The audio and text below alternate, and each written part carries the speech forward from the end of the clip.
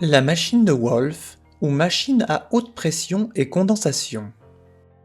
La réussite de Wolf fut de montrer comment la vapeur pouvait être utilisée à des pressions plus élevées dans une machine à 2 cylindres telle celle de Watt.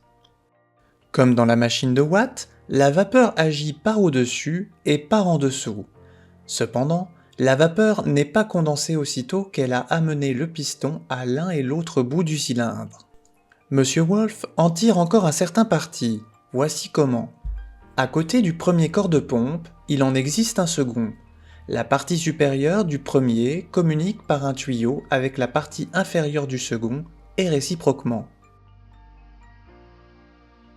Quand la vapeur a poussé le piston du premier cylindre jusqu'au bas de sa course, au moment précis où ce même piston commence à monter par l'action de la nouvelle vapeur, qui le pousse de bas en haut, toute la vapeur, dont le cylindre qu'il parcourt est rempli, se répand dans le second cylindre au-dessous de son piston et le pousse aussi de bas en haut.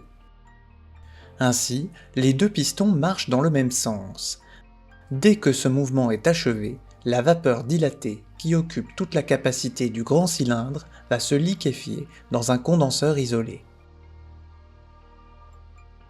Une nouvelle quantité de vapeur venant de la chaudière se rend alors au-dessus du premier cylindre et pousse son piston de haut en bas.